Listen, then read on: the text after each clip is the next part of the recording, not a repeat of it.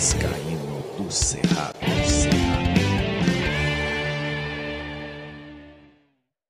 Fala galera vascaína, sou o Thiago Fontes, falo direto de Brasília, Distrito Federal, trazendo mais um vídeo para o canal. Vamos atualizar informações sobre tudo que está rolando no Vasco nesse dia de entrevista coletiva do Paulo Brax, né, que não mudou absolutamente nada nas nossas vidas, né?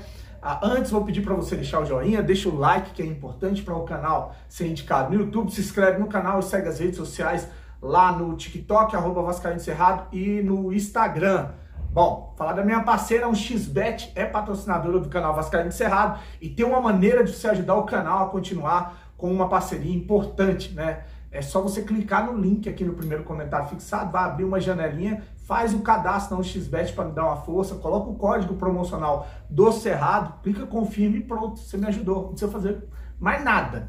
Mas eu quero fazer uma fezinha, então o primeiro depósito que você fizer, o Pix, eles vão dobrar em bônus para você fazer apostas aí, junto com o XBet, que é parceira, patrocinadora do canal Vascaíno Cerrado. Colocou 100, eles dobram em 100. Colocou 200, eles botam 200, até o valor de R$1.200. Aí você vai consultar a política de bônus lá dentro da XBet para ver como é que você vai usar esses bônus. Enfim, tá aí a XBet, patrocinadora do canal Vascaíno do Cerrado em 2022. Bom, vou começar com uma notícia aqui sobre aquela confusão lá do Campeonato Carioca, que o Vasco soltou uma nota, o Botafogo, depois a FERJ, não entraram aí num consenso, a FERJ chamou os clubes para uma reunião, o Flamengo soltou uma nota hoje se posicionando sobre todo esse imbróglio, né? Com deboche, ironizando ou dizendo, mostrando em números que a torcida do Flamengo é maior do que a do Vasco, a do Fluminense, a do Botafogo junto, dá mais audiência, 60% no pay-per-view, não sei o quê, botou um monte de números para dizer que eles dão mais audiência do que o Vasco, o Botafogo e o Fluminense junto, né? Eu já falando de pesquisa, nesse país eu já tenho uma séria desconfiança com relação a pesquisas, né? E aí, o que eu tenho para dizer para a nota do Flamengo, que eu não vou ler aqui, obviamente, que é uma nota imensa, nem tenho por que ler essa nota aqui, se o Flamengo tá achando que é tudo isso, joga sozinho, pô. Porque a gente investiu em jogadores caros, tal e coisa, joga sozinho. Vê se você vai ganhar alguma coisa jogando sozinho, ou jogando contra os times aí, o Madureira, o Audax, aí vê se você vai ganhar toda essa grana e vai dar toda essa audiência disputando esse lixo que virou o Campeonato Carioca. Bom, o Vasco já acertou a contratação do atacante Pedro Raul com o time japonês, o Kashiwa Reysol, né? Uma informação que inclusive foi trazida em vídeo pelo jornalista Jorge Nicola. Várias outras contratações também serão divulgadas, entre elas a do Pedro Raul. Quero contar para vocês que está tudo praticamente fechado. Já tinha dito na semana passada sobre um acordo verbal entre o Pedro Raul e o Vasco. Salário, tempo de contrato, luva. Pedro vai ganhar cerca de R$500 mil por mês por um contrato de 3 temporadas com a camisa Cruz Maltino. Faltava o sim do Kashiwa Reysol, que é dono dos seus direitos econômicos, e essa coisa avançou bastante durante o fim de semana. Tanto que um amigo do Pedro Raul via WhatsApp e me escreveu o seguinte, abre aspas, o Pedro Raul está bem perto de virar jogador do Vasco. Fecha aspas. Atacante de 26 anos de idade, com passaporte português, que na temporada de 2022 foi muito bem vestindo a camisa do Goiás por empréstimo. Só para fechar, vale a lembrança de que o custo da operação junto ao Kashiwa Reysol vai gerar entre 18 e 20 milhões de reais. Pedro Raul, uma contratação que, se for realmente confirmada, merece elogios. É o vice-artilheiro do Campeonato Brasileiro e vai estar desembolsando aí quase 20 milhões para trazer um bom jogador. É isso que a gente espera. É esse modus operandi. Jogadores que vêm em viés, ou que vive um momento bom na sua carreira. Nada de jogador que viveu um momento legal há 2, 3, 4, 5 anos atrás. Júnior Urso, que é contestado por muita gente, eu acho que é uma boa contratação para elenco e porque vivia um bom momento lá na Liga nos Estados Unidos. Há 2 anos, era capitão, jogando bem, o time não queria que ele saísse. Então, são contratações que eu espero para o Vasco, não que fuja dessa metodologia, entendeu? Jogadores que vivem bons momentos e que, se for para tirar dinheiro do bolso, que tira.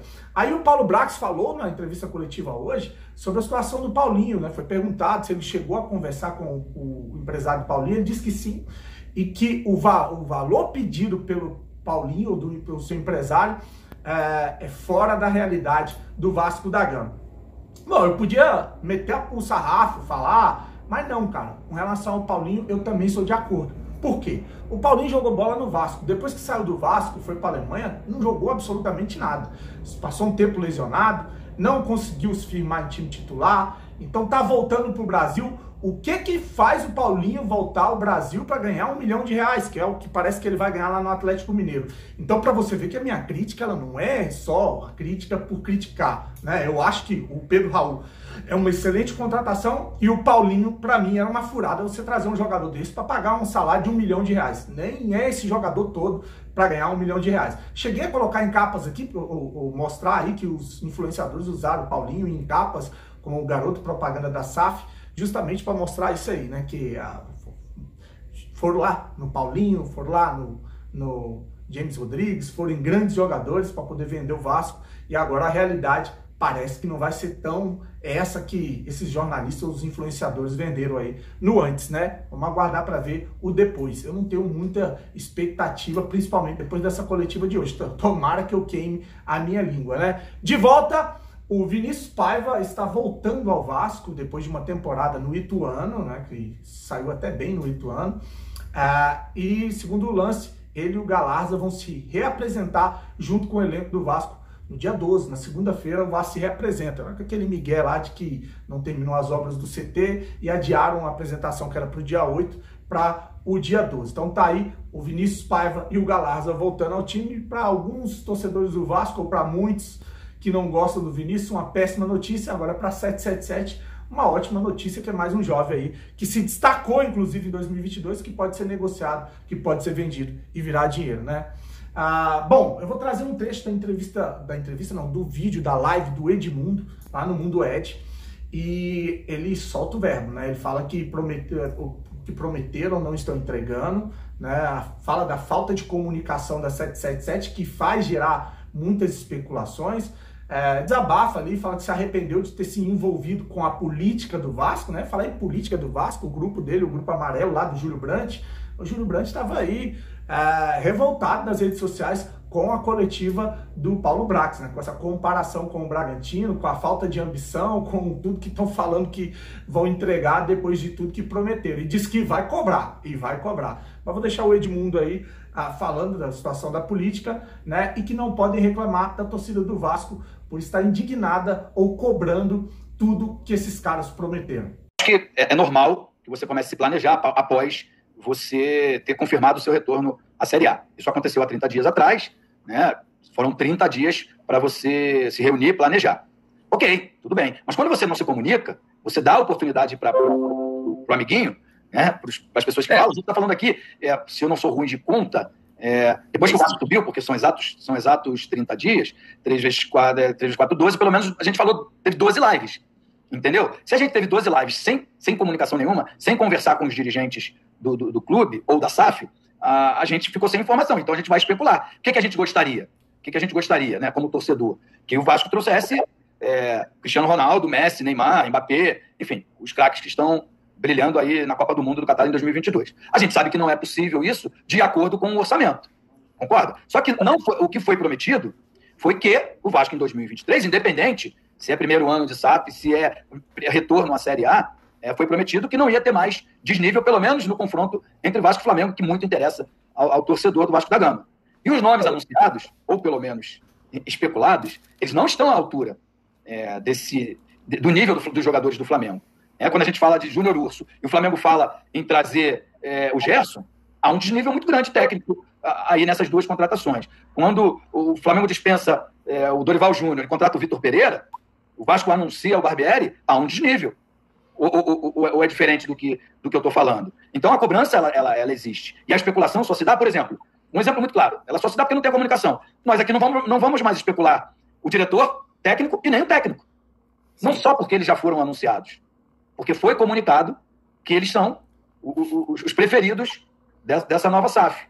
Então, assim, cara, eu tenho 51 anos, me vejo vascaíno desde sempre.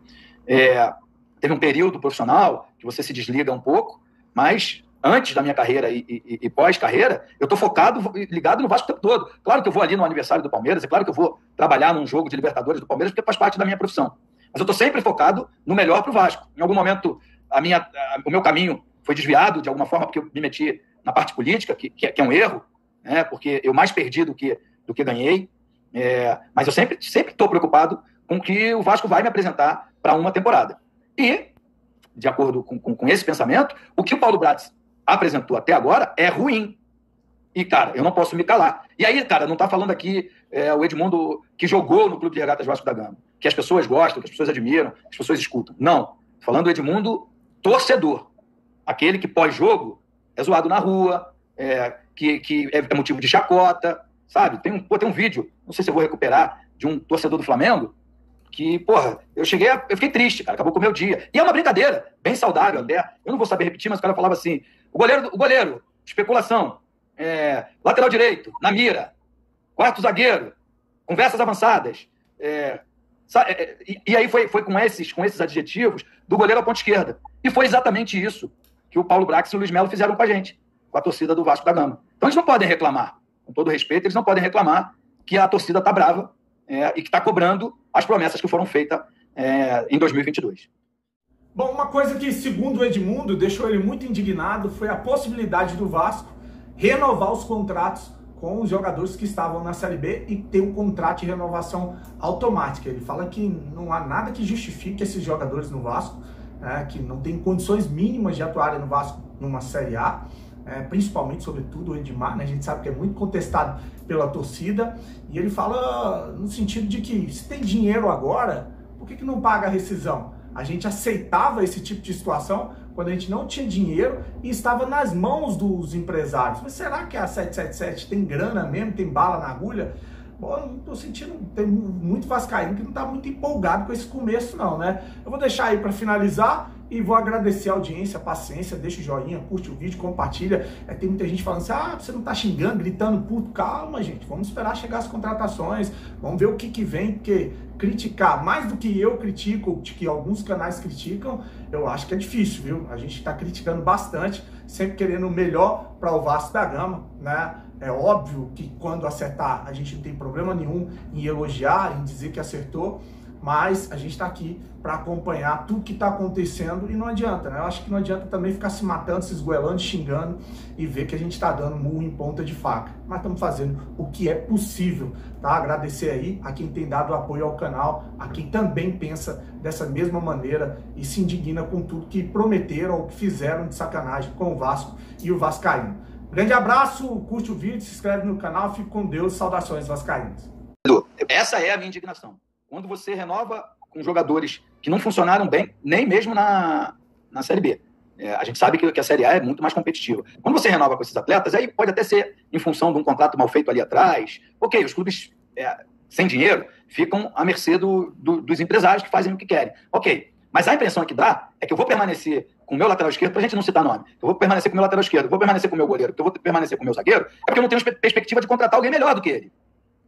É essa a impressão que nos dá. E, cara, se foi difícil pra caramba a Série B de 2022, o cenário tende a piorar na Série A de 2023. E, cara, a gente esperava que o Vasco fizesse no mínimo o que fez o Botafogo. Pecar por excesso. O Botafogo terminou o ano com um time muito competitivo, né? Mas começou o ano contratando muito jogador. Inclusive um comprado no Palmeiras por 80 milhões de reais. Então, ali na SAF do Botafogo, me parece que tem desejo e vontade de acertar, né? De fazer time competitivo. Essa do Vasco, parece que, cara, o desejo é só de administrar. Administrar a venda de um craque como o Andrei, a possível revelação de um outro fenômeno. Porque o Vasco sempre foi assim. Sempre revelou muitos craques, muitos craques. Se contar aqui, não tem dedo na mão para a gente falar dessas revelações. Será que é só isso? Vamos ficar aqui lutando para não cair, né, e revelando e vendendo o jogador. A gente investe pouco, ganha muito, porque o cenário de hoje, com o dólar e o euro e Libra, né? A maioria dos jogadores vão ser vendidos para a Inglaterra. Isso, qualquer jogador barato, a cifra que entra no clube é muito alta. Qualquer jogador que você venda barato, você recebe uma cifra muito alta. Então, se você não tiver uma troca, não tiver investimento, né, para fazer um time competitivo, porque o torcedor ele está pouco se lixando se a dívida permanece ou não. Eu penso diferente. Acho que se você paga as dívidas, você tem o seu orçamento livre para você investir num time, a médio e longo prazo você vai ter um time competitivo, né? Mas O torcedor não quer saber disso, não. Ele quer saber de time competitivo já, imediato. E, com todo respeito ao Abel, que é meu amigo, meu irmão, que eu amo, e o Barbieri, que eu torço para que faça um excelente trabalho, é pouco, é muito pouco esse investimento que a SAF fez, pelo menos até agora. Exatamente a ele.